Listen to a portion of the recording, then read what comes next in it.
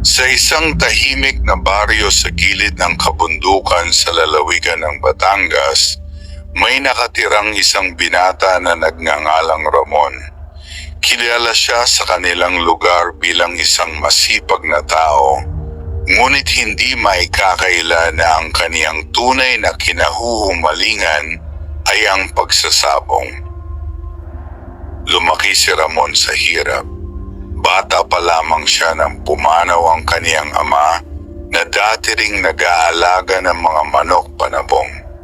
Ang natira sa kanilang mag-ina ay isang maliit na bahay na gawa sa kahoy at yero at isang maliit na bakuran na pinamumugaran ng ilang manok.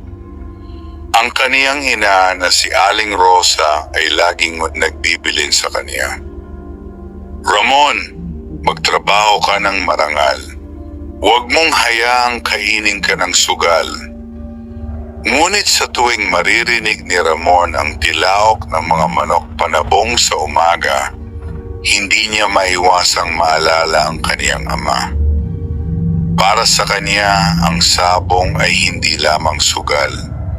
Isa itong alaala ng kaniyang kabataan at ang lalaking minsang nagturo sa kanya kung paano mag-alaga ng matapang na tandang. Dahil sa kahirapan, napilitan si Ramon na maghanap buhay bilang kargador sa palengke. Sa bawat araw na nagbubuhat siya ng mga sako ng bigas at gulay, iniisip niya na balang araw ay makakapagpalahi siya ng isang manok na magiging kampeon sa sabungan. Ngunit hindi ganoon kadali ang kapalaran. Maraming beses na siyang sumubok magpalaban ng manok, ngunit kadalasan ay talo ang kaniyang alaga. Unti-unting nauubos ang kaniyang ipon. Minsan ay kinailangan pa niyang ibenta ang 2 manok upang makabayad sa utang. Isang araw, nagpasya si Ramon na linisin ang lumang bahay na naiwan ng kaniyang ama sa likod ng kanilang bakuran. Matagal na itong hindi napupuntahan dahil halos gumuho na ang bubong nito. Habang naglilinis siya ng mga lumang kahon at kagamitan, may napansin siyang isang maliit na kahong-kahoy na nakatago sa ilalim ng lumang mesa. Maingat niya itong binuksan. Sa loob nito ay may nakatiklop na isang pulang panyo. Hindi ito pangkaraniwang panyo. Ang tela nito ay makapal at tila napakatagal nang nakatago. Bahagyang kupas ang kulay, ngunit nananatiling matingkad ang pula nito. May nakabordang maliit na simbolo sa isang sulok. Hindi niya ito maintindihan kung ano, ngunit tila napakaluma ng pagkakagawa. Biglang pumasok sa isip ni Ramon ang alaala ng kaniyang ama. Naalala niya ang isang kwento na minsang sinabi ng kaniyang ama noong bata pa siya. May isang matandang sabongero raw na nakakita ng isang pulang panyo na nagdadala ng kakaibang swerte sa laban. Kapag hawak niya ito habang nasa sabungan, tila hindi natatalo ang kaniyang manok. Ngunit ayon sa kwento, ang panyo raw na iyon ay hindi basta-basta. May kapalit daw ang bawat panalo. Hindi na gaanong pinansin ni Ramon ang alaala na iyon. Para sa kanya, isa lamang itong kwento ng matatanda. Hinawakan niya ang panyo at pinagpag ang alikabok. Lumang panyo lang siguro ito ni tatay. Bulong niya sa sarili. Ibinulsa niya ito at nagpatuloy sa paglilinis. Kinabukasan ay araw ng sabong sa bayan. Karaniwang dinadayo ito ng mga sabongero mula sa iba't ibang baryo. May isang tandang si Ramon na matagal na niyang inaalagaan. Kulay itim ito na may pulang pakpak at kilala sa kanilang lugar bilang matapang kahit maliit ang katawan. Pinangalanan niya itong Kidlat. Bago siya umalis papunta sa sabungan, bigla niyang naalala ang pulang panyo na nakuha niya sa lumang bahay. Kinuha niya ito mula sa kaniyang bulsa at itinupi sa kaniyang kamay. Hindi niya alam kung bakit, ngunit pakiramdam niya ay may kakaibang bigat ang tela nito. Pagdating niya sa sabungan, marami na ang tao. Maingay ang paligid. Ang mga sabungero ay nag-uusap-usap habang pinagmamasdan ang mga manok na ilalaban. May isang matandang lalaki na nakatingin kay Ramon habang hawak niya ang kaniyang manok. Napansin ng matanda ang pulang panyo na nakalabas sa bulsa ni Ramon. Lumapit ito. "Saan mo nakuha ang panyong yan, iho?" tanong ng matanda. Nagulat si Ramon. "Sa lumang bahay ng tatay ko." "Bakit po?" Matagal na tiningnan ng matanda ang panyo. May kakaibang ekspresyon sa kaniyang mukha. "Kung ako sa'yo," sabi ng matanda, "itatago mo na lang iyan." "Bakit po?" Hindi agad sumagot ang matanda. Sa halip ay umiling lamang ito. May mga bagay sa mundo na mas mabuting hindi ginagalaw. Bago pa makapagtanong si Ramon, tumalikod na ang matanda at naglakad palayo.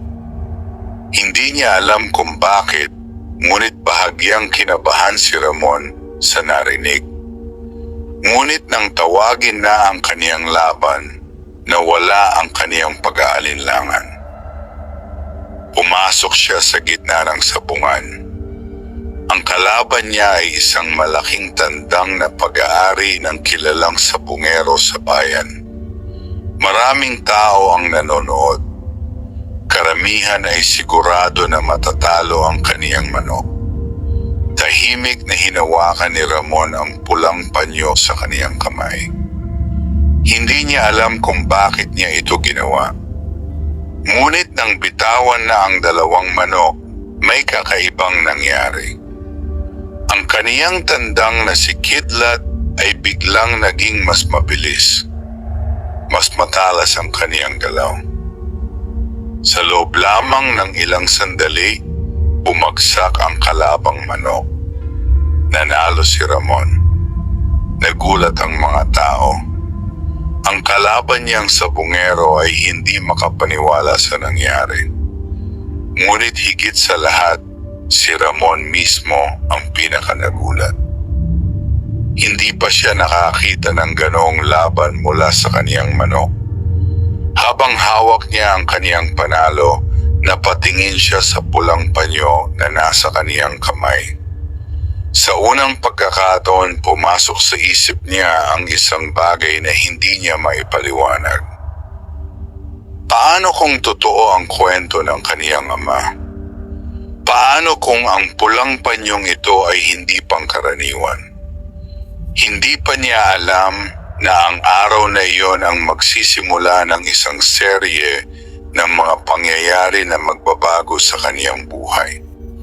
Isang kapalaran na puno ng swerte at isang kapalaran na may nakatagong kapalit. Matapos ang unang laban ni Ramon, sa sabungan ay hindi agad humupa ang usapan ng mga tao tungkol sa nangyari. Marami ang nagulat sa bilis at tapang ng kaniyang manok na si Kidlat. Hindi kilala si Ramon bilang isang malaking sabungero, kaya't ang pagkapanalo niya laban sa isang kilalang manlalaro ay naging usap-usap sa buong lugar. Tahimik lamang si Ramon habang pinagmamasdan ang kaniyang manok na hawak niya sa bisig. Ang dibdib ng tandang ay mabilis pa ring umaangat at bumababa, tanda ng matinding laban na katatapos lamang. Lumapit sa kanya ang ilang sabungero. "Ang lakas ng manok mo, Ramon," sabi ng isa. "Hindi ko akalaing kaya niyang pabagsakin ang tandang ni Mang Delfin," dagdag pa ng isa. Ngumiti lamang si Ramon, ngunit sa kaniyang isip ay paulit-ulit na bumabalik ang isang bagay. Ang pulang panyo na hawak niya habang nagaganap ang laban. Bago magsimula ang laban kanina, hindi niya halos pinansin ang panyong iyon. Ngunit nang hawakan niya ito sa kaniyang kamay, tila may kakaibang lakas na dumaloy sa kaniyang loob. Hindi niya maipaliwanag kung bakit. Habang iniisip niya iyon ay muling lumapit sa kanya ang matandang lalaki na kanina pa niya nakita sa sabungan. Tahimik itong tumayo sa kaniyang tabi. "Nanalo ka?" sabi ng matanda. "Opo," sagot ni Ramon. "Hindi dahil sa manok mo." Napatingin si Ramon sa kanya. "Ano pong ibig ninyong sabihin?" Hindi agad sumagot ang matanda. Saglit nitong tiningnan ang pulang panyo na nakalabas sa bulsa ni Ramon. "Ang bagay na hawak mo," sabi ng matanda, "hindi ordinaryo." Bahagyang kumunot ang noo ni Ramon. "Lumang panyo lang po yun." Umiling ang matanda. "May mga bagay na hindi dapat pinaglalaruan ng kapalaran." Hindi na muling nagsalita ang matanda. Tulad ng kanina, dahan-dahan itong lumayo sa kanya at nawala sa gitna ng mga tao. Naiwan si Ramon na naguguluhan. Hindi niya alam kung bakit tila may babala ang mga salita ng matanda. Ngunit habang hawak niya ang kaniyang panalo, ang pag-aalinlangan ay unti-unting napalitan ng ibang pakiramdam. Pag-asa. Kung sakaling may swerte nga ang panyo, maaari nitong baguhin ang kaniyang buhay. Sa mga sumunod na linggo ay muli at muli siyang bumalik sa sabungan.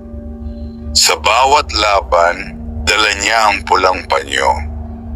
Hindi niya ito ipinapakita sa iba. Madalas ay nakatupi lamang ito sa kaniyang bulsa o kaya ay hawak niya sa kaniyang kamay habang pinapanood ang laban ng kaniyang manok. At sa bawat laban na iyon may parehong nangyayari. Nanalo ang kaniyang manok. Ang mga kalaban na dati ay kinatatakutan niya ay isa-isang bumabagsak. Ang kaniyang tandang na si Kidlat ay tila naging mas matapang at mas mabilis kaysa dati. Unti-unting dumami ang kaniyang panalo. Unti-unting dumami rin ang pera na pumapasok sa kaniyang bulsa. Napansin ito ng mga sabonghero sa kanilang lugar. "Ramon, mukhang nagiba ang kapalaran mo," sabi ng isang matandang manlalaro. "Parang hindi na natatalo ang manok mo." Ngunit kahit ganoon, hindi sinasabi ni Ramon ang kaniyang lihim. Tuwing gabi, kapag umuuwi siya sa kanilang bahay, tahimik niyang inilalapag ang pulang panyo sa ibabaw ng mesa. Pinagmamasdan niya ito. Minsan ay naiisip niya ang mga sinabi ng matandang lalaki sa sabungan. Ngunit sa tuwing binibilang niya ang kaniyang mga panalo, nawawala ang kaniyang pagdududa. Unti-unting gumanda ang kanilang buhay. Nakapagpagawa siya ng bagong kulungan para sa kaniyang mga manok. Nakabili siya ng mas maraming tandang na may magagandang lahi. Mas naging maayos din ang kalagayan ng kaniyang ina na si Aling Rosa. Isang gabi habang sila ay kumakain, napansin ng kaniyang ina ang pagbabago. "Anak," sabi ni Aling Rosa, "parang sunod-sunod ang swerte mo ngayon." Ngumiti si Ramon. "Siguro po panahon ko lang talaga." Ngunit hindi na kumbinsi ang kaniyang ina. Matagal itong tumingin sa kanya bago muling nagsalita. "Mag-ingat ka pa rin, Ramon. Bakit po? May mga swerte na hindi libre. Hindi na nagtanong si Ramon. Pagkatapos ng hapunan ay lumabas siya ng bahay at pumunta sa kulungan ng kaniyang mga manok. Tahimik ang gabi. Ang hangin ay malamig at ang buwan ay maliwanag sa langit. Habang nakatayo siya sa harap ng kulungan, dahan-dahan niyang kinuha ang pulang panyo mula sa kaniyang bulsa. Sa ilalim ng liwanag ng buwan, napansin niya ang isang bagay na hindi niya nakita noon. Ang maliit na simbolo na nakaborda sa sulok ng panyo ay tila mas malinaw ngayon. Isang kakaibang hugis na parang sinaunang marka. Hindi niya alam kung ano ang ibig sabihin nito. Ngunit habang tinitingnan niya ito, may kakaibang pakiramdam na gumapang sa kaniyang dibdib. Isang pakiramdam na tila may lihim ang bagay na hawak niya. Isang lihim na hindi pa niya nauunawaan. At sa mga susunod na araw, unti-unti niyang matutuklasan na ang pulang panyo na nagdala sa kanya ng sunod-sunod na panalo ay hindi lamang simpleng pampaswerte. Ito ay isang bagay na may sariling kapangyarihan. At ang kapangyarihang iyon ay may hinihinging kapalit. Habang tumatagal ay lalong lumalakas ang pangalan ni Ramon sa mga sabungan ng Karatig Bayan. Mula sa pagiging isang simpleng manlalaro na halos walang pumapansin, unti-unti siyang kinilala bilang isa sa mga sabungerong may kakaibang kapalaran. Hindi na lamang sa kanilang baryo naglalaban ang kaniyang mga manok. Minsan ay inaanyayahan na siya sa mas malalaking sabungan sa kalapit na bayan. Sa bawat laban na kaniyang sinasalihan, pareho ang resulta. Panalo. Hindi matalo ang kaniyang mga manok. Maraming sabungero ang nagtaka kung paano nangyayari yon. Ang ilan ay nagsasabing napakagaling ni Ramon sa pag-aalaga ng manok. Ang iba naman ay naniniwalang may natatagong lihim ang kaniyang mga alaga. Ngunit walang nakakaalam sa tunay na bagay na laging kasama ni Ramon tuwing siya ay pupunta sa sabungan. Ang pulang panyo. Isang hapon matapos ang isa na namang panalo, nagpasya si Ramon na dumaan sa maliit na karinderya sa tabi ng sabungan. Doon, madalas nagpapahinga ang mga sabungero pagkatapos ng laban. Habang siya ay umiinom ng mainit na kape, napansin niyang may isang taong nakatingin sa kanya mula sa kabilang mesa. Ang matandang lalaki na minsan na niyang nakausap sa sabungan. Tahimik lamang itong nakaupo habang pinagmamasdan siya. Maya-maya ay tumayo ang matanda at lumapit sa kaniyang mesa. "Pwede ba akong umupo?" tanong nito. "Opo," sagot ni Ramon. Umupo ang matanda at saglit nananahimik. Pagkatapos ay tumingin ito sa kanya. "Ilang laban na ang napanalunan mo mula nang makita kita dito?" Bahagyang nagulat si Ramon sa tanong. "Hindi ko na po mabilang," sagot niya. Dahan-dahang tumango ang matanda. "Alam ko," napatigil si Ramon. "Paano ninyo nalaman?" Hindi agad sumagot ang matanda. Sa halip ay tumingin ito sa bulsa ni Ramon kung saan bahagyang nakasilip ang pulang panyo. "Dahil matagal ko nang kilala ang bagay na hawak mo." Napakunot ang noo ni Ramon. "Kilalang kilala ninyo po ang panyong ito?"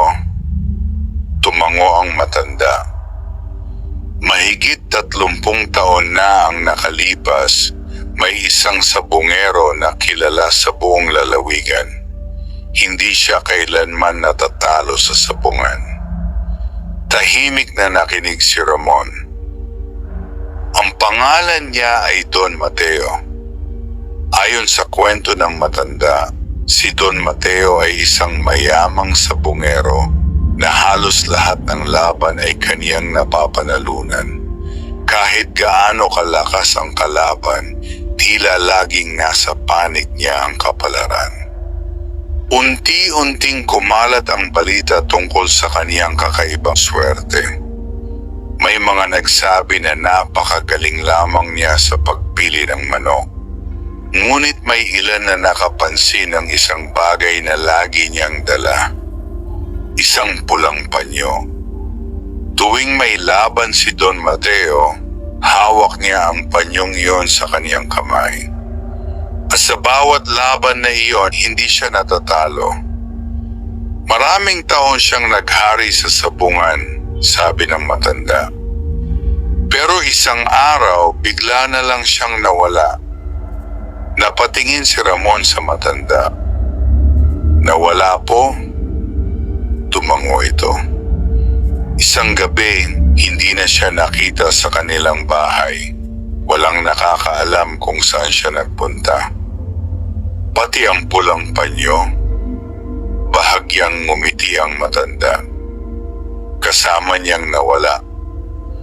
Tahimik ang paligid ng karinderya habang sinasabi ng matanda ang kwento. Naririnig lamang ang mahinang usapan ng ibang tao at ang tunog ng mga kutsara sa mga pinggan.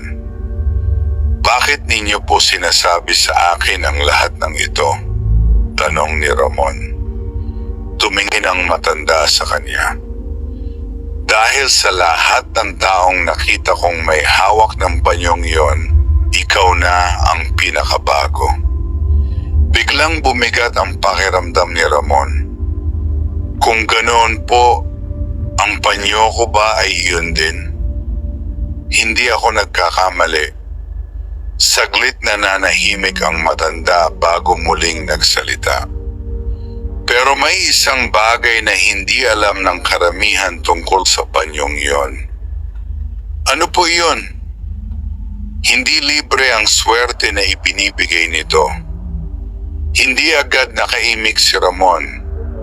Naalala niya ang mga sinabi ng kaniyang ina ilang araw na ang nakalipas. May mga swerte na hindi libre. Ano pong kapalit? Tanong niya. Hindi agad sumagot ang matanda.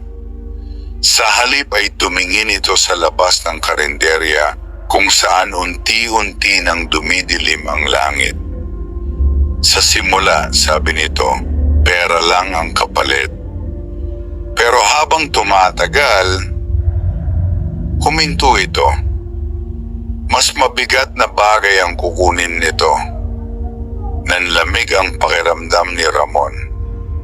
Paano ninyo nalaman ang lahat ng ito? Tanong niya.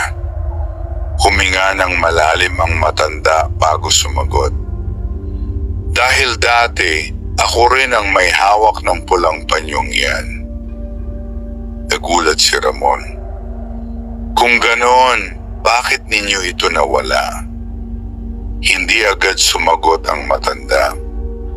Matagal itong tumingin sa kaniyang kamay na tila may inaalalang mabigat. Dahil natutunan kong may mga bagay na mas mahalaga kaysa sa panalo sa sabungan. Tumayo ang matanda mula sa kaniyang upuan. Bago ito umalis, ay muling tumingin ito kay Ramon. Kung ako sa'yo, itigil mo na habang maaga pa. Bakit po? Saglit itong nanahimik bago sumagot. Dahil kapag nasanay ka na sa swerte na dala ng panyong iyan, darating ang araw na hindi mo na ito kayang bitawan. Iniwan ng matanda si Ramon na puno ng tanong sa isip. Tahimik siyang nakaupo habang hawak ang tasa ng kape. Unti-unti niyang hinawakan ang pulang panyo sa kaniyang bulsa. Bigla niyang naramdaman ang kakaibang lamig ng tela nito. Sa unang pagkakataon mula nang matagpuan niya ang panyong iyon, pumasok sa kaniyang isip ang isang tanong. Ano nga ba talaga ang kapalit ng swerte ay binibigay nito? At higit sa lahat, handa ba siyang bayaran iyon? Pagkatapos ng usapan nila ng matandang sabungero sa karinderya, matagal na hindi nakaalis si Ramon sa kaniyang kinauupuan. Paulit-ulit na bumabalik sa kaniyang isip ang mga salitang binitawan ng matanda. Hindi libre ang swerte. Sa una ay hindi niya iyon pinansin. Para sa kanya, baka isa lamang itong kwento upang takutin siya. Ngunit habang tumatagal, parang may kung anong bigat na unti-unting dumadagan sa kaniyang dibdib. Maya-maya ay tumayo siya at naglakad palabas ng karinderya. Madilim na ang paligid ng sabungan. Unti-unti nang nagsisiyuwian ang mga tao. Ang ilan ay masaya dahil sa kanilang panalo, habang ang iba naman ay tahimik na umuwi matapos ang pagkatalo. Habang naglalakad si Ramon pauwi sa kanilang baryo, nararamdaman niya ang malamig na hangin ng gabi. Ang pulang panyo ay nasa kaniyang bulsa. At paminsan-minsan ay nahahawakan niya ito nang hindi niya namamalayan. Parang may sariling presensya ang tela. Pagdating niya sa kanilang bahay ay nadatnan niya ang kaniyang ina na nakaupo sa harap ng mesa. Tahimik itong naghihintay. "Anak, nandiyan ka na pala," sabi ni Aling Rosa. "Opo, Nay," sagot ni Ramon habang inilalapag ang kaniyang bag. Napansin ng kaniyang ina ang supot ng pera na inilagay niya sa mesa. "Nanalo ka na naman." "Opo." Matagal na tiningnan ni Aling Rosa ang pera bago muling tumingin sa kaniyang anak. "Maganda ang may swerte," sabi nito, pero minsan ang sobrang swerte ay may dahilan. Hindi na sumagot si Ramon. Sa halip ay umupo siya at tahimik na kumain ng hapunan. Pagkatapos kumain ay pumasok siya sa kaniyang silid. Doon niya inilabas ang pulang panyo mula sa kaniyang bulsa. Inilatag niya ito sa ibabaw ng mesa. Tahimik niyang pinagmamasdan ang tela. Sa liwanag ng ilaw ay malinaw niyang nakita ang maliit na simbolo na nakaborda sa sulok nito. Hindi niya maintindihan kung ano ang kahulugan nito, ngunit mukhang napakatanda ng disenyo. Habang tinitingnan niya ito ay naalala niya ang kwento ng matandang sabungero tungkol kay Don Mateo. Isang lalaking halos hindi matalo sa sabungan. Isang lalaking biglang nawala. Unti-unting bumigat ang pakiramdam ni Ramon. Napaisip siya, kung ang panyong ito nga ang ginamit ni Don Mateo noon, bakit naamon maintainin paano ito napunta sa kanilang lumang bahay? Biglang pumasok sa kaniyang isip ang isang posibilidad. Ang kaniyang ama. Dahan-dahan siyang tumayo at lumabas ng kaniyang silid. Sa sala ay nakita niya ang kaniyang ina na nakaupo pa rin habang nag-aayos ng mga gamit. "Nay," tawag niya. "Oh, bakit anak?" "May itatanong po sana ako." Tumigil sa ginagawa si Aling Rosa at tumingin sa kanya. "May kilala po ba kayong sabungero noon na ang pangalan ay Don Mateo?" Napakunot ang noo ng kaniyang ina. "Bakit mo natanong iyon?" "May nagsabi lang po sa akin sa sabungan." Saglit na nanahimik si Aling Rosa bago sumagot. "Matagal na panahon na iyon. Kilala po ninyo siya?" Huminga ng malalim ang kaniyang ina. Hindi ko siya personal na kilala, pero kilala siya ng tatay mo. Nagulat si Ramon sa narinig. Tatay ko? Tumango si Aling Rosa. Noong bata ka pa, madalas pumunta sa sabungan ang tatay mo kasama ang mga kaibigan niya. Minsan ay nabanggit niya ang pangalan ni Don Mateo. Ano po ang sabi niya? Sandaling nag-isip si Aling Rosa bago sumagot. Sabi ng tatay mo, may kakaibang swerte raw ang sabungerong iyon. Tahimik na nakinig si Ramon. Pero sabi rin niya, hindi raw niya gugustuhing mapunta sa kanya ang ganoong kapalaran. Bakit po? Dahil ayon sa kwento, ang swerte raw na iyon ay may kasamang sumpa. Naramdaman ni Ramon ang bahagyang paglamig ng kaniyang katawan. May alam pa po ba kayo tungkol doon? Umiling si Aling Rosa. Iyon lang ang narinig ko sa tatay mo noon. Hindi na nagtanong si Ramon. Bumalik siya sa kaniyang silid at muling tiningnan ang pulang panyo. Ngayon ay mas marami na siyang naiintindihan. Kung ang kwento ng matandang sabungero ay totoo at kung kilala ng kaniyang ama si Don Mateo noon, maaaring may koneksyon ang panyong ito sa kaniyang pamilya. Ngunit may isa pang bagay na hindi mawala sa kaniyang isip. Ang babala ng matanda. Kapag nasanay ka na sa swerte na dala ng panyong iyan, darating ang araw na hindi mo na ito kayang bitawan. Tahimik na hinawakan ni Ramon ang pulang panyo at marahang itinupi ito. Pagkatapos ay inilagay niya ito sa ilalim ng kaniyang unan. Humiga siya sa kama habang nakatingin sa kisame ng kaniyang silid. Sa labas ay maririnig ang mahinang huni ng mga kuliglig at ang paminsan-minsang tilaok ng mga manok sa kulungan. Unti-unting pumikit ang kaniyang mga mata.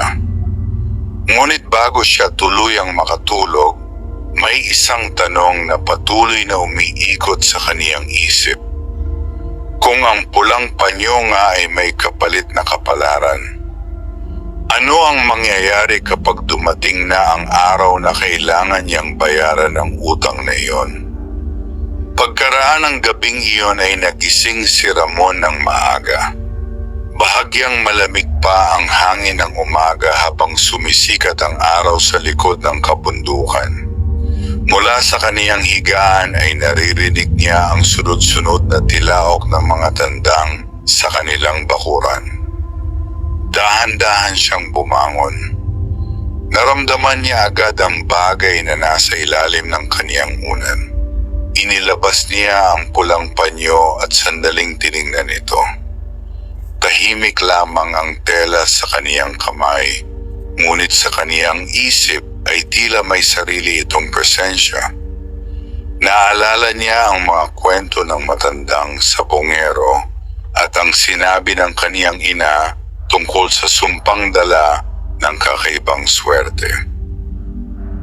Ngunit sa kabila ng lahat ng iyon, hindi niya maiwasang isipin ang isang bagay.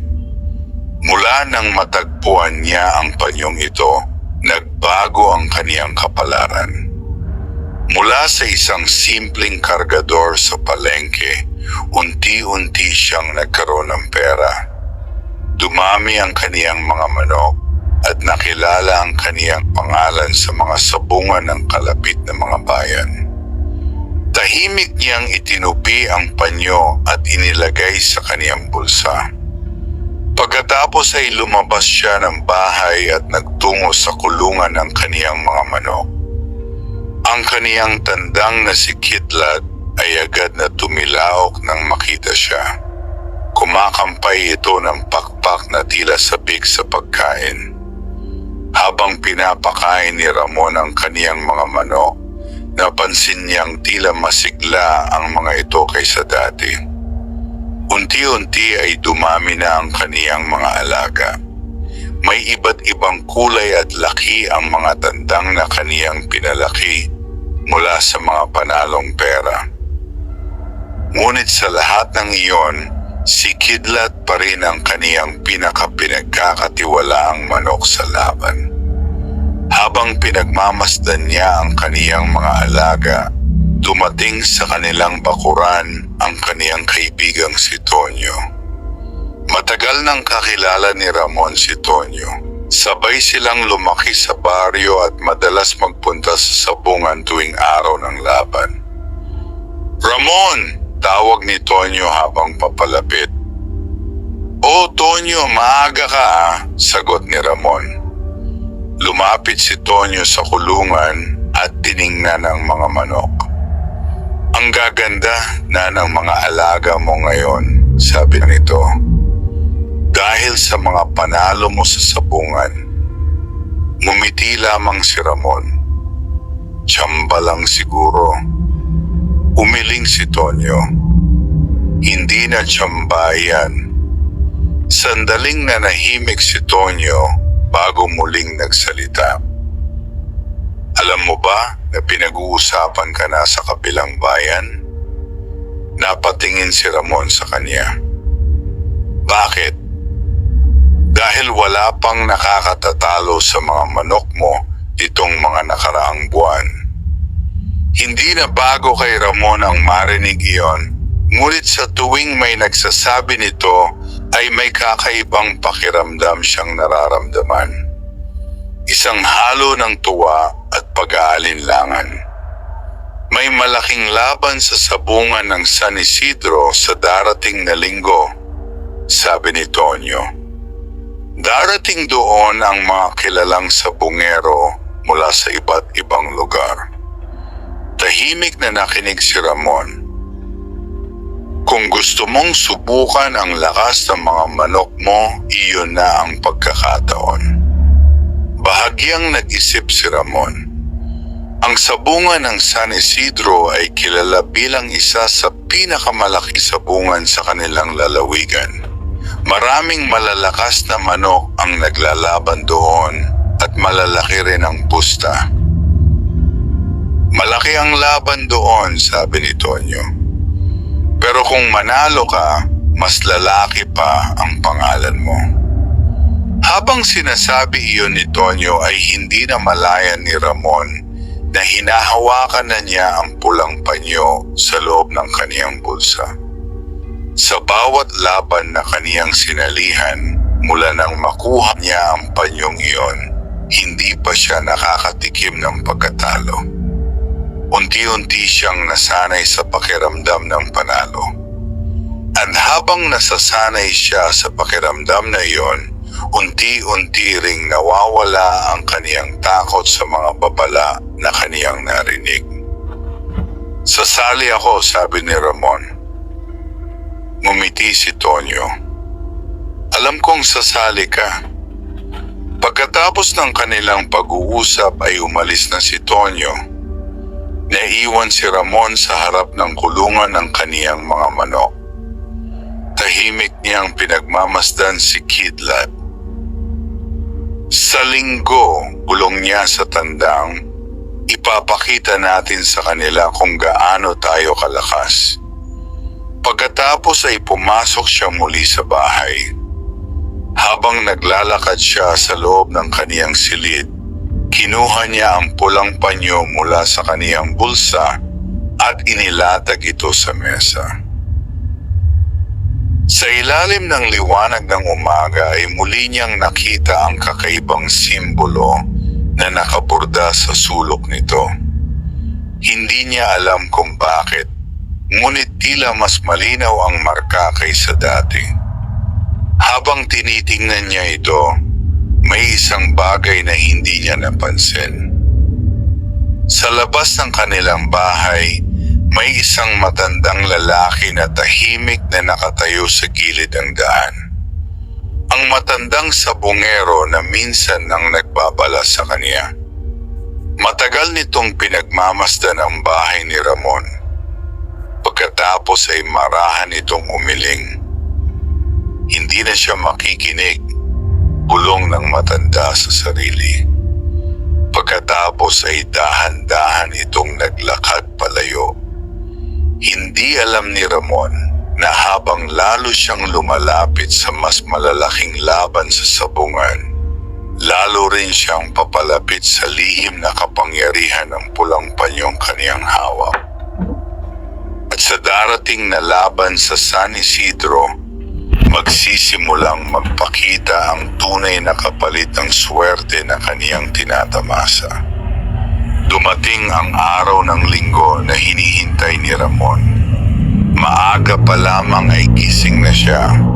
Ang sikat ng araw ay unti-unti pa lamang sumisilip sa mga bubong ng bahay sa kanilang baryo, ngunit ang kaniyang isip ay abala na sa darating na laban sa sabungan ng San Isidro.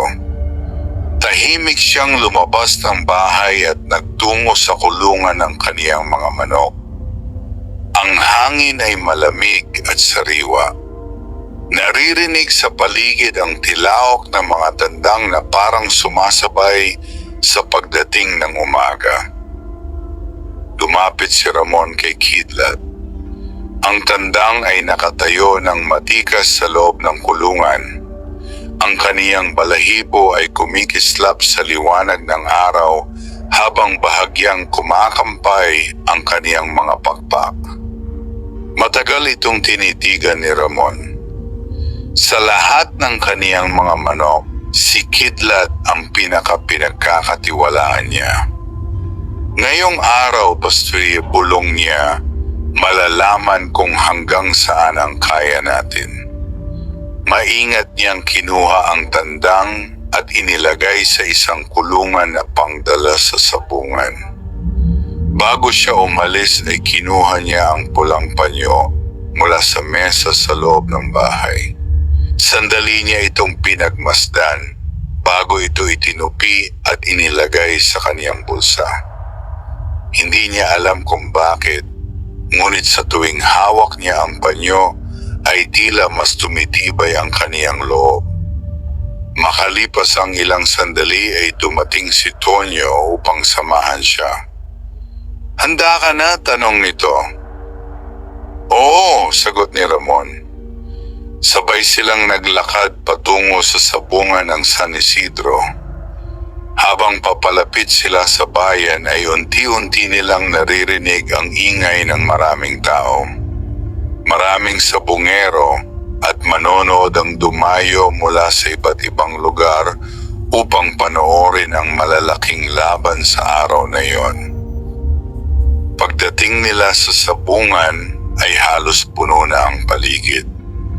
May mga tindahan ng pagkain sa labas, mga nag-uusap na sabungero, at mga taong nakapila upang makapasok sa loob. Pagpasok ni Ramon ay agad niyang naramdaman ang kakaibang tensyon sa loob ng sabungan. Ito ay ibang-iba sa mga sabungan na kaniyang nakasanayan.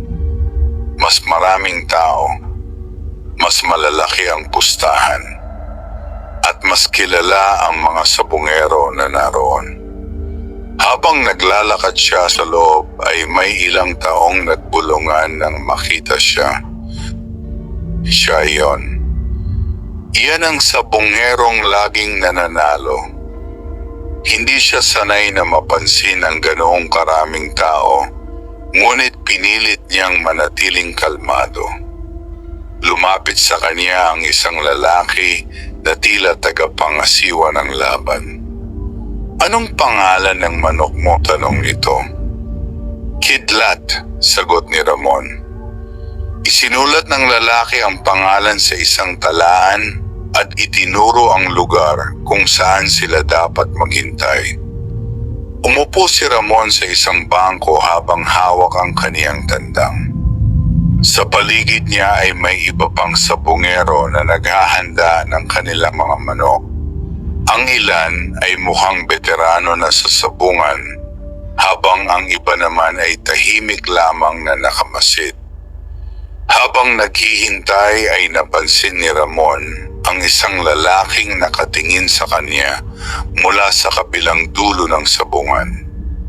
Matangkad ito at may matalim na tingin. Ang kaniyang manok ay mas malaki kaysa kay Kidlat at mukhang sanay sa maraming laban. Lumapit ang lalaki kay Ramon. "Ikaw ba si Ramon?" tanong nito. "Oo," sagot niya. "Marami akong naririnig tungkol sa iyo." Tahimik na nakinig si Ramon. "Ako si Berto Salazar," sabi ng lalaki. "Kilala ako sa mga sabungan sa lalawigang ito."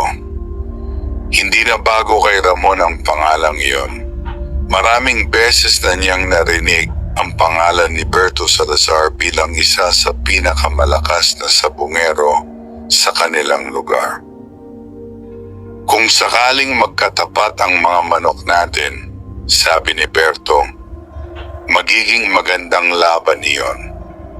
Ngumiti si Ramon ngunit hindi nagsalita. Matapos ang ilang sandali ay tinawag na ang unang mga laban. Isa-isang naglalaban ang mga manok sa gitna ng sabungan habang sumisigaw ang mga tao sa paligid. Lumipas ang ilang oras bago tuluyang dumating ang laban ni Ramon. Tinawag ang pangalan ng kaniyang manok, Kidlat. Tumayo si Ramon at dahan-dahang naglakad papunta sa gitna ng sabungan. Habang naglalakad siya ay naramdaman niyang muli ang pulang panyo sa kaniyang bulsa. Hindi niya namalayang hinawakan niya ito habang papalapit sa laban. Pagdating niya sa gitna ay nakita niya kung sino ang kalaban. Si Berto Salazar. Ang malaking tandang na hawak nito ay mukhang sanay na sanay sa laban. Makapal ang katawan at matalim ang mga mata. Tahimik na nagkatinginan ang dalawang sabongero. Inilapag nila ang kanilang mga manok sa lupa. Sandaling nagmasid ang mga tandang sa isa't isa. Pagkatapos ay sabay na pinakawalan. Sa unang sandali ay agad na sumugod ang manok ni Berto. Mabilis at malakas ang galaw nito. Ngunit hindi nagpahuli si Kidlat. Mabilis itong umiwas at gumanti ng isang matinding atake. Nagulat ang mga tao sa bilis ng galaw ng dalawang manok. Ilang sandali lamang ang lumipas nang biglang tumama ang matalim na paa ni Kidlat sa katawan ng kalabang tandang. Napatigil ang laban. Unti-unting bumagsak ang manok ni Berto sa lupa. Nanalo si Ramon. Umalingaw-ngaw ang sigawan ng mga tao sa sabungan. Marami ang hindi makapaniwala sa kanilang nakita. Ang kilalang sabungero na si Berto Salazar ay natalo ng isang manok na halos hindi nila kilala noon. Tahimik na tumayo si Ramon habang hawak si Kidlat. Sa kaniyang bulsa ay mahigpit niyang hawak ang pulang panyo. Ngunit habang ipinagdiriwang ng mga tao ang kaniyang panalo, may isang bagay na hindi niya napansin. Sa gilid ng sabungan ay nakatayo ang matandang sabungero. Tahimik nitong pinagmamasdan si Ramon. Sa kaniyang mukha ay may bakas ng pag-aalala. Dahil alam niya na sa bawat malaking panalo ni Ramon, lalo lamang lumalalim ang ugnayan nito sa kapangyarihan ng pulang panyo. At darating ang araw na ang kapangyarihang iyon ay hihingi ng kapalit na hindi kayang sukatin ng kahit anong panalo. Matapos ang laban sa sabungan ng San Isidro, ay lalong lumakas ang pangalan ni Ramon sa mundo ng pagsasabong. Ang pagkatalo ni Berto Salazar ay naging usap-usapan sa maraming baryo at bayan. Hindi madaling talunin ang isang sabungerong tulad ni Berto. Matagal na itong kilala sa maraming panalo at bihirang-bihira lamang matalo. Ngunit sa araw na iyon, bumagsak ang kaniyang manok sa loob lamang ng ilang sandali. Maraming tao ang nag-usap tungkol kay Ramon matapos ang laban. Ang ilan ay humanga sa kaniyang husay. Ang iba naman ay nagtataka kung paano nagagawa ng kaniyang mga manok na manalo sa halos lahat ng laban. Pagkatapos ng sabong ay umuwi si Ramon kasama si Tonyo. Sa daan ay hindi mapigilan ni Tonyo ang kaniyang tuwa. "Hindi ko akalaing matatalo mo si Berto," sabi nito. "Isa iyon sa pinakamalalakas na sabungero sa lalawigan." Tahimik lamang si Ramon habang naglalakad. Sa kaniyang bulsa ay hawak niya ang pulang panyo. Hindi niya maipaliwanag kung bakit, ngunit habang tumatagal ay tila mas lalo siyang umaasa sa bagay na iyon. "Ngayon," sabi ni Tonyo, "mas lalong dadami ang gustong makalaban ka." Hindi sumagot si Ramon. Sa kaniyang isip ay bumabalik ang sinabi ng matandang sabungero na minsan nang nagbabala sa kaniya. Hindi libre ang swerte. Pagdating niya sa kanilang bahay ay agad niyang tinungo ang kulungan ng kaniyang mga manok. Si Kidlat ay maayos ang kalagayan. Kahit na nagkaroon ito ng laban ay tila mabilis itong nakabawi. Habang pinapakain niya ang kaniyang mga alaga ay naramdaman niya ang kakaibang katahimikan sa paligid. Parang may kung anong nagbago sa hangin. Pagkatapos ay pumasok siya sa bahay. Nadatnan niya ang kaniyang ina na nakaupo sa mesa. May kakaibang lungkot sa mukha ni Aling Rosa. "Nay," sabi ni Ramon. "Bakit po?"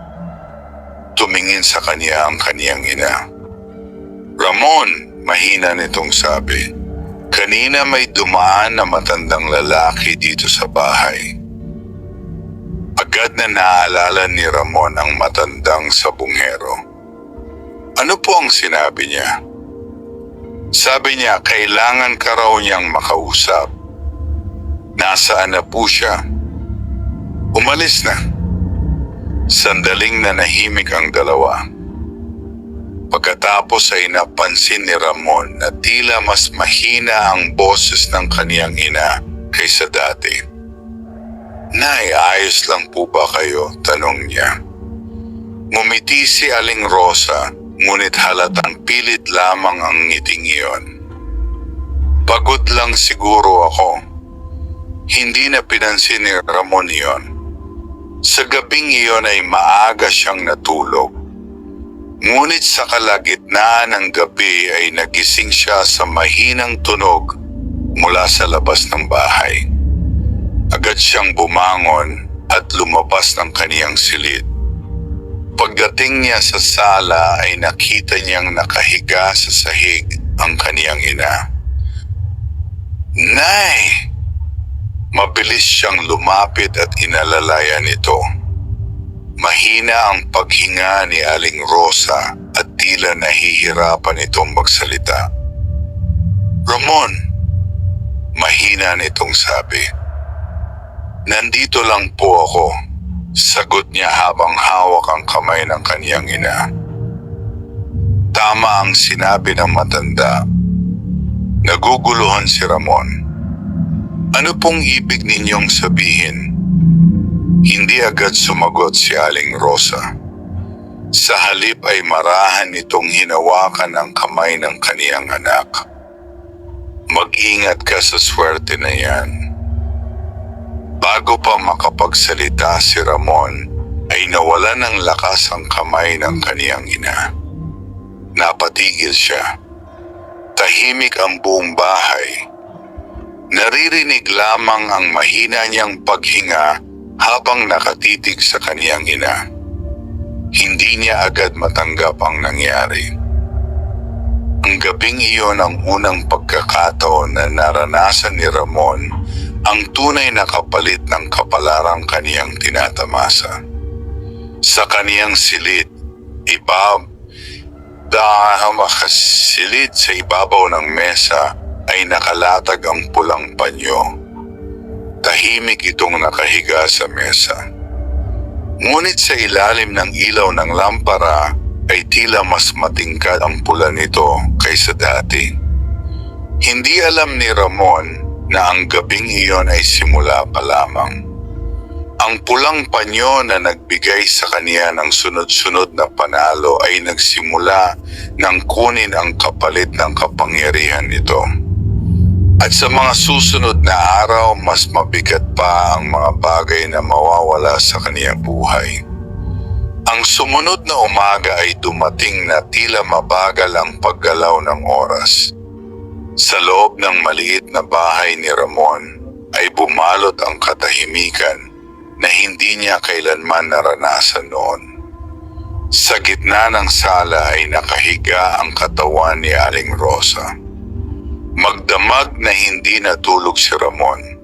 Nakaupo lamang siya sa tabi ng kaniyang ina, hawak ang malamig na kamay nito habang pilit niyang tinatanggap ang nangyari.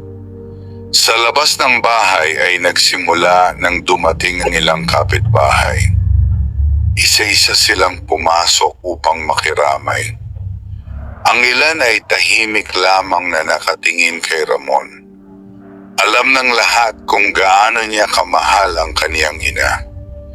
Si Aling Rosa ang tanging pamilya na mayroon siya. Habang lumilipas ang mga oras, ay dumami ang mga taong dumadalaw sa kanilang bahay. May mga nagdala ng pagkain at kandila para sa lamay. Ngunit sa kabila ng presensya ng maraming tao, ay tila nag-iisa pa rin si Ramon sa kaniyang lungkot. Paminsan-minsan ay bumabalik sa kaniyang isip ang mga huling salita ng kaniyang ina. Mag-ingat ka sa swerte na iyan. Habang nakaupo siya sa gilid ng kabaong ay napatingin siya sa mesa sa sulok ng bahay. Naroon pa rin ang pulang panyo. Tahimik itong nakalatag kung saan niya ito inilagay kagabi.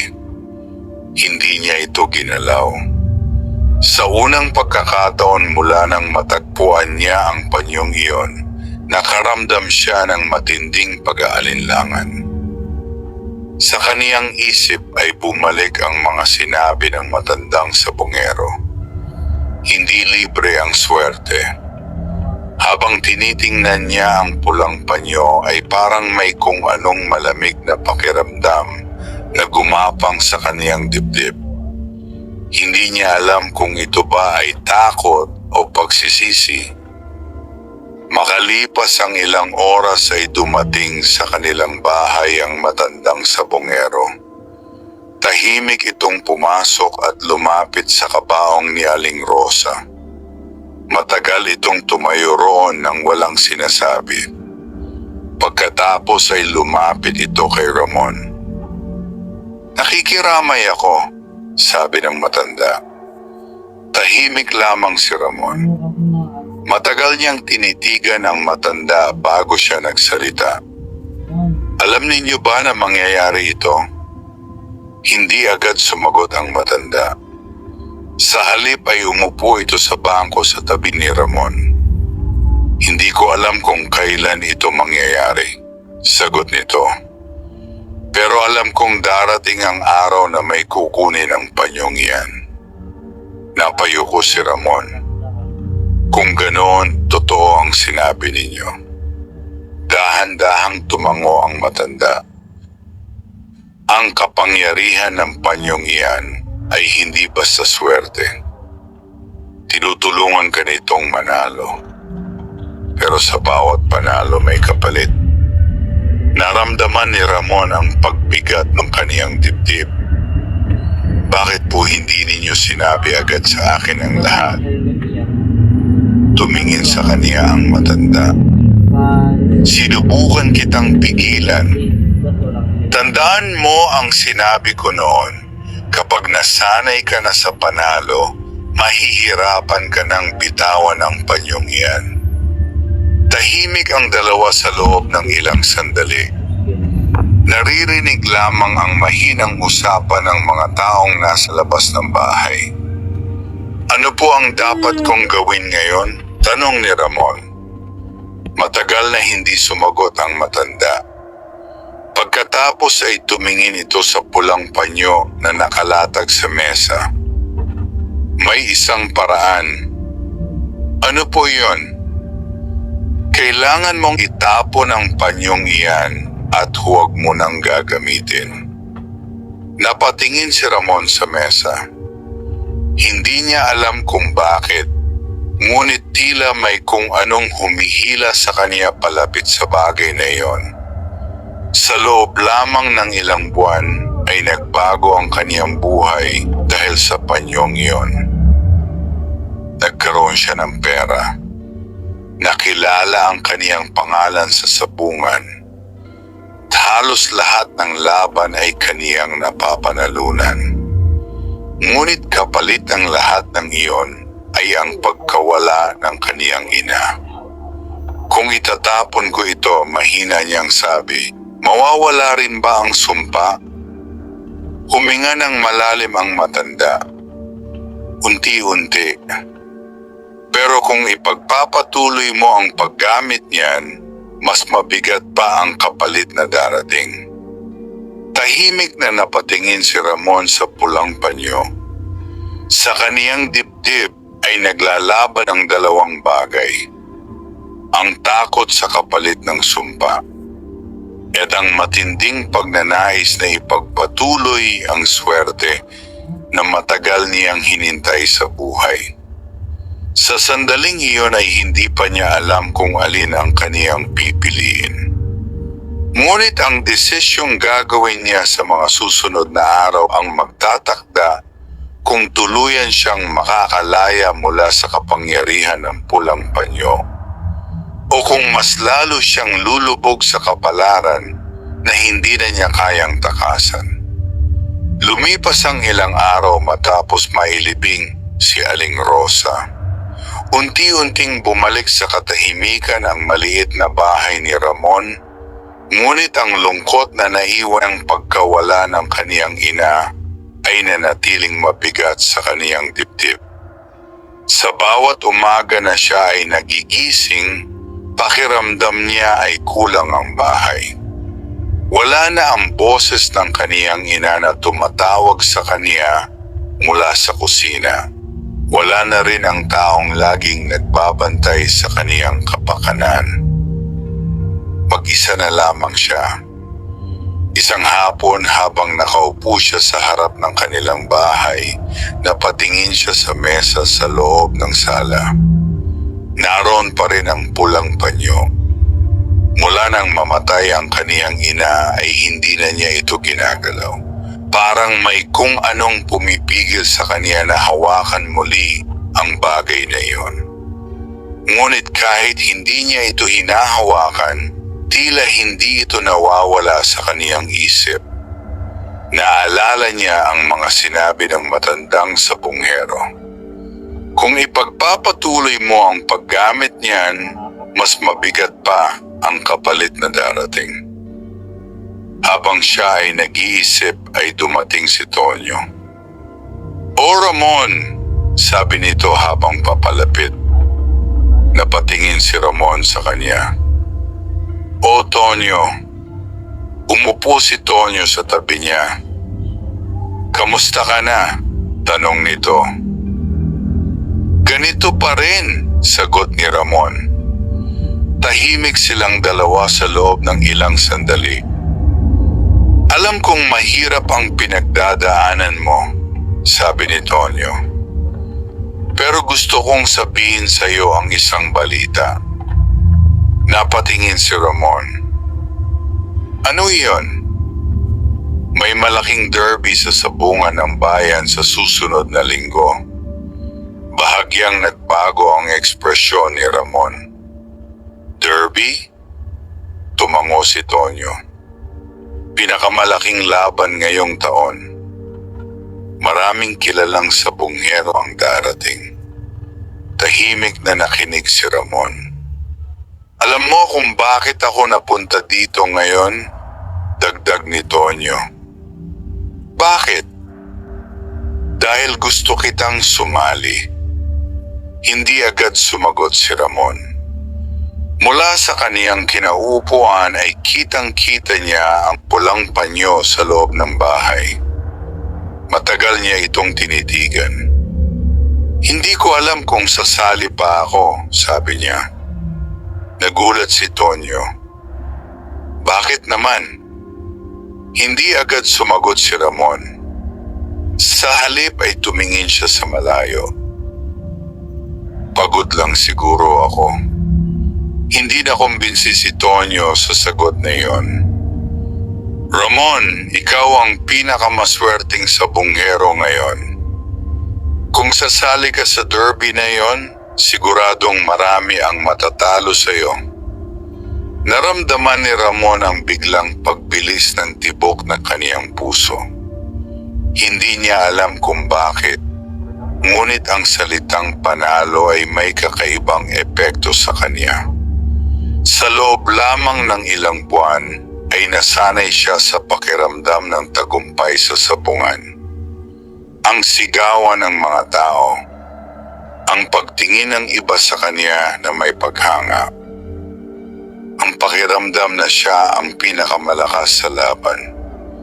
Unti-unti ay bumalik sa kaniyang isip ang lahat ng iyon. Malaki ang premyo sa derby na ito, sabi pa ni Tonyo. Kung manalo ka, sapat na iyon para hindi ka na magtrabaho sa palengke. Tahimik na napayuko si Ramon. Ang kaniyang isip ay tila nahahati sa dalawang direksyon. Sa isang banda ay naroon ang babala ng matandang sabongero at ang huling bilin ng kaniyang ina. Sa kabilang banda ay naroon ang pagkakataon na lalo pang baguhin ang kaniyang buhay. Muli niyang tiningnan ang pulang panyo sa mesa. Unti-unti siyang tumayo at pumasok sa loob ng bahay. Tahimik siyang lumapit sa mesa. Dahan-dahan niyang kinuha ang pulang panyo. Matagal niya itong tinitigan sa kaniyang kamay. Habang hawak niya ito ay parang bumabalik ang pamilyar na pakiramdam ng lakas at kumpiyansa. Parang sinasabi ng bagay na iyon na muli siyang mananalo kung gagamitin niya ito. Lumabas siya ng bahay kung saan naghihintay si Tonyo. Sasali ako, sabi ni Ramon. Ngumiti si Tonyo. Alam kong hindi ka tatanggi. Ngunit sa sandaling iyon ay may isang taong nakatayo sa dulo ng daan. Ang matandang sabongero. Tahimik nitong nakita ang pulang panyo sa kamay ni Ramon. Dahan-dahan itong napahiling. Dahil alam niyang ang desisyong ginawa ni Ramon sa araw na iyon ay lalong maglalapit sa kanya sa kapalarang matagal na niyang tinatakasan. Ang derby na darating ay hindi lamang laban ng mga manok sa sabungan. Ito ang laban na magpapasya kung tuluyan ng magiging alipin si Ramon ng kapangyarihan ng pulang panyo.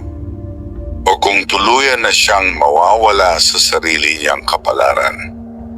Lumipas ang ilang araw matapos magpasya si Ramon na sumali sa malaking derby sa sabungan ng bayan. Sa bawat araw na papalapit ang laban, lalong tumitindi ang kaba at pananabik sa loob niya. Ang derby na iyon ang pinakamalaking laban na kaniyang sasalihan mula nang magsimula siyang makilala sa sabungan. Maraming sabongero mula sa iba't ibang lugar ang darating. Ang ilan ay mga veterano na matagal nang kilala sa mundo ang pagsasabong. Ngunit sa kabila ng dami ng malalakas na kalaban, iisa lamang ang iniisip ni Ramon. Ang panalo. Sa kaniyang silid ay nakapatong sa mesa ang pulang panyo. Mula nang magpasya siyang sumali sa derby, ay muli na niya itong daladala. Sa tuwing siya ay magpapakain ng kaniyang mga manok o kaya ay maghahanda sa laban, hindi na nawawala ang panyong iyon sa kaniyang bulsa. Habang tumatagal ay tila bumabalik ang dating kumpiyansa ni Ramon. Unti-unti niyang tinatapunan sa kaniyang isip ang mga babala na narinig niya mula sa matandang sabonghero. Sa halip ay pinili niyang isipin ang mga panalo na naibigay sa kaniya ng pulang panyo. Dumating ang araw ng derby. Maaga pa lamang ay puno na ang sabungan ng bayan. Maraming tao ang dumating upang panoorin ang malalaking laban. Ang ilan ay mga sabongero na may dalang malalakas na tandang, habang ang iba naman ay mga manonood na gustong masaksihan ang laban ng mga kilalang manok. Pagdating ni Ramon sa sabungan, ay agad siyang napansin ng maraming tao. Ang ilan ay nagbulungan habang siya ay naglalakad papasok. Siya iyon, ang sabongerong halos hindi natatalo. Tahimik lamang si Ramon habang hawak ang kaniyang tandang na si Kidlat. Sa kaniyang bulsa ay naroon ang pulang panyo. Lumapit sa kaniya si Tonyo. Ang daming tao ngayon, sabi nito. Talagang malaki ang derby na ito. Tumango si Ramon. Habang naghihintay sila sa kanilang laban, ay pinagmamasdan niya ang mga manok na naglalaban sa gitna ng sabungan. Malalakas ang mga tandang. Marami sa mga iyon ay sanay na sanay sa laban. Hindi katulad ng mga laban na dati niyang sinalihan, mas mahirap ang mga kalaban sa derby na ito. Ngunit hindi siya nag-alala. Sa kaniyang isip ay naroon ang paniniwala na hindi siya matatalo. Maya-maya ay tinawag na ang kaniyang pangalan. Ramon! Tumayo siya at dahan-dahang naglakad papunta sa gitna ng sabungan. Habang naglalakad siya ay hinawakan niya ang pulang panyo sa kaniyang bulsa. Ang kalaban niya ay isang sabongerong mula sa malayong bayan. Malaki at matikas ang tandang nito. Tahimik na nagkatinginan ang dalawang sabongero bago nila inilapag ang kanilang mga manok sa lupa. Sandaling nagmasid ang dalawang tandang sa isa't isa. Pagkatapos ay sabay silang pinakawalan. Agad na sumugod ang kalabang manok. Mabilis ang galaw nito at halatang sanay sa maraming laban. Ngunit hindi nagpahuli si Kidlat. Mabilis itong umiwas at gumanti ng sunod-sunod na atake. Ang mga tao sa sabungan ay sumigaw habang pinapanood ang laban. Ilang sandali lamang ang lumipas nang biglang tumama ang matalim na paa ni Kidlat sa kalabang tandang. Unti-unting bumagsak ang manok sa lupa. Nanalo si Ramon.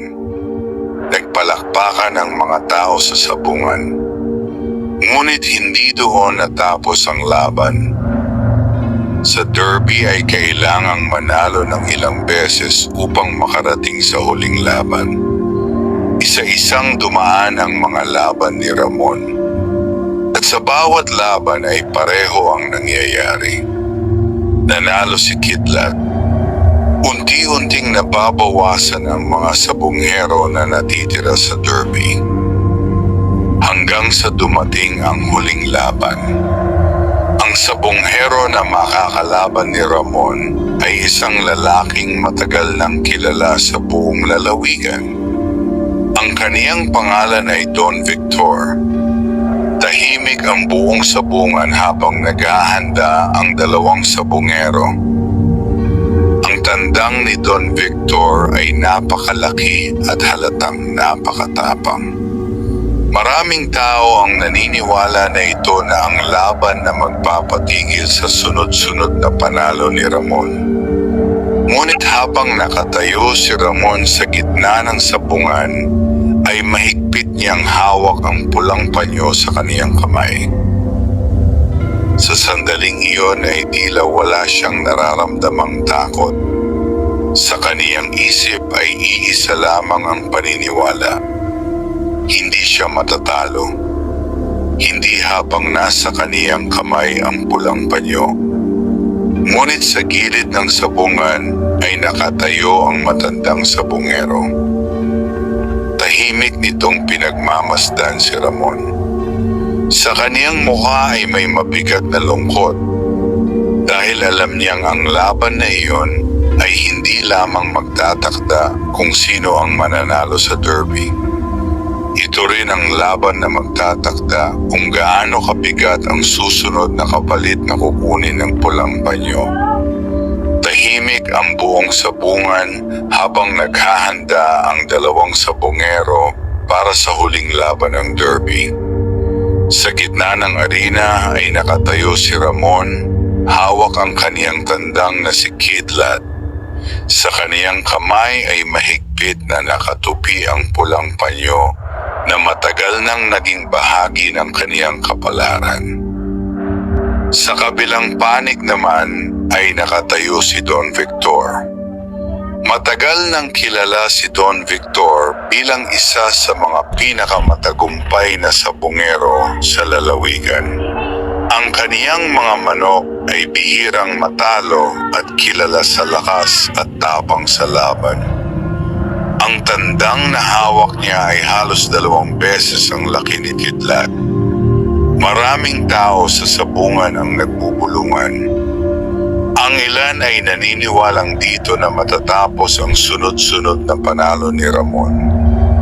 Ngunit may ilan ding nagsasabing walang makakatigil sa kaniyang swerte. Habang naghahanda ang dalawang sabungero, ay naramdaman ni Ramon ang bahagyang lamig ng hangin sa loob ng sabungan. Mahigpit niyang hinawakan ang pulang panyo. Sa tuwing ginagawa niya iyon ay parang may kakaibang lakas na pumapasok sa kaniyang loob. Ang kaba ay napapalitan ng matinding kumpiyansa. Sa sandaling iyon ay tila naniniwala siyang walang laban ang makakatalo sa kanya. Inilapag ng dalawang sabungero ang kanilang mga manok sa lupa. Sandaling nagmasid ang dalawang tandang sa isa't isa. Ang tandang ni Don Victor ay matikas at mabigat ang galaw. Halatang sanay na sanay ito sa matitinding laban. Si Kidlat naman ay maliit ngunit mabilis. Tahimik ang buong sabungan. Nakatutok ang lahat ng mata sa dalawang manok. Pagkatapos ng ilang sandali ay sabay na pinakawalan ng mga tandang. Agad na sumugod ang manok ni Don Victor. Malakas ang kaniyang unang atake. Mabilis na umiwas si Kidlat at gumanti ng isang matinding sipa. Nagsimula ang mabangis na laban sa gitna ng sabungan. Sumisigaw ang mga tao habang pinapanood ang bawat galaw ng dalawang tandang.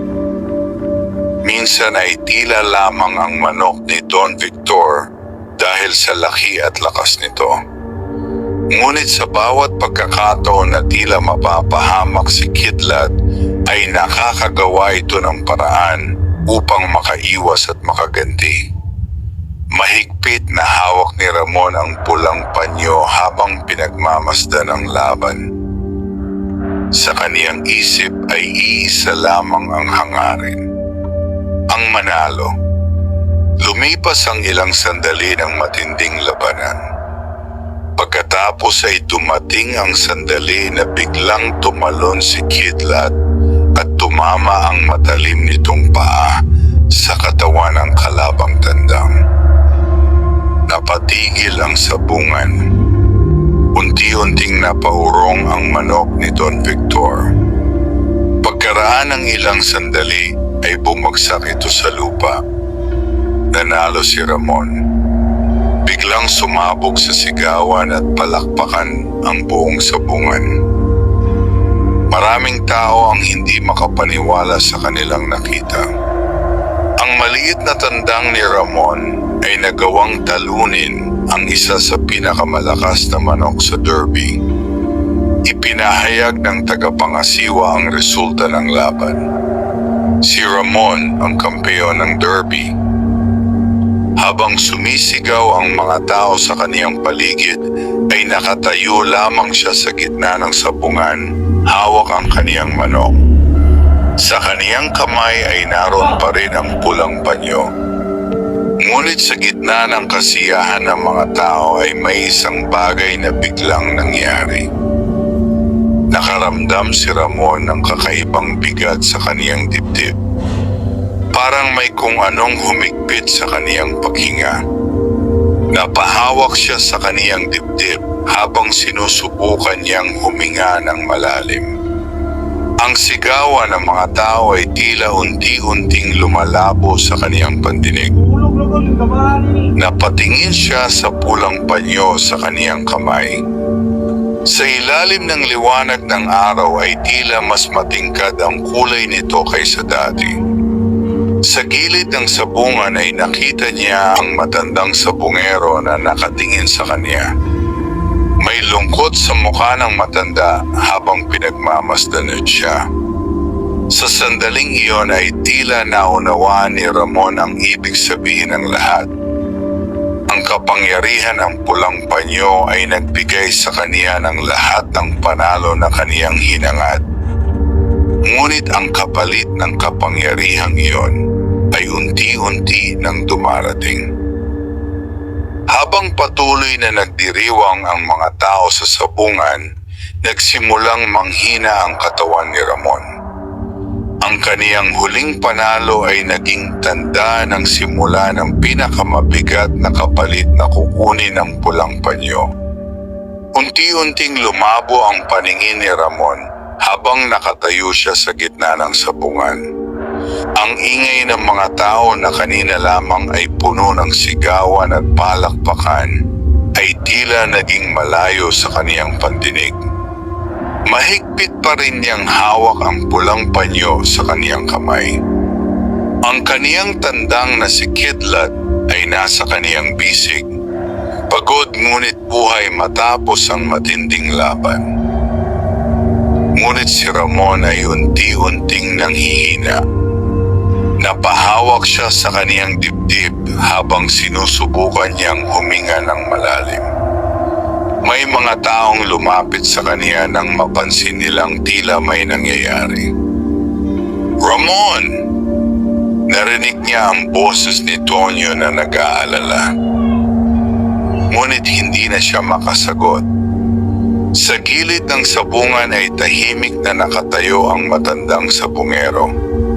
Pinagmamasdan nito si Ramon na tila alam na kung ano ang mangyayari. Sa wakas ay napaluhod si Ramon sa lupa. Ang pulang panyo ay dahan-dahang nahulog mula sa kaniyang kamay at napunta sa alikabok ng sabungan.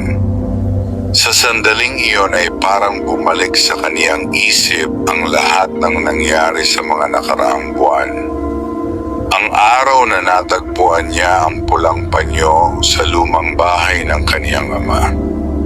Ang unang laban na kaniyang napanalunan. Ang sunod-sunod na tagumpay sa sabungan. Ang babala ng matandang sabungero. At ang huling bilin ng kaniyang ina. Mag-ingat ka sa swerte na iyan. Ngayon lamang niya lubos na naunawaan ang ibig sabihin ng lahat ng iyon. Ang bawat panalo na ibinigay ng pulang panyo ay may katumbas na kapalit. Unti-unti itong kumukuha ng mga bagay sa kaniyang buhay. Una ay ang kaniyang kapayapaan. Pagkatapos ay ang kaniyang ina. At ngayon ay ang kaniyang sariling lakas. Sa harap ng maraming tao ay tuluyan siyang napaupo sa lupa. Ang mga sigawan ng mga tao ay napalitan ng pag-aalala. Lumapit si Tonyo at inalalayan siya. Ramon, ayos ka lang ba? Ngunit hindi na makapagsalita si Ramon. Ang kaniyang mga mata ay napunta sa pulang panyo na nakahiga sa lupa ng sabungan. Sa unang pagkakataon mula nang makita niya ang bagay na iyon, ay hindi na niya ito gustong hawakan. Ngunit huli na ang lahat. Ang kapangyarihan na matagal niyang ginamit ay unti-unti nang kinukuha ang kapalit nito. Lumapit ang matandang sabungero at kinuha ang pulang panyo mula sa lupa. Matagal niya itong tiningnan bago siya napapuntong hininga. Pareho ang nangyari, mahina niyang sabi. Tahimik niyang tiningnan si Ramon. Katulad ng nangyari kay Don Mateo, dahan-dahan niyang itinupi ang pulang panyo. Sa kaniyang paligid ay abala ang mga tao sa pagtulong kay Ramon.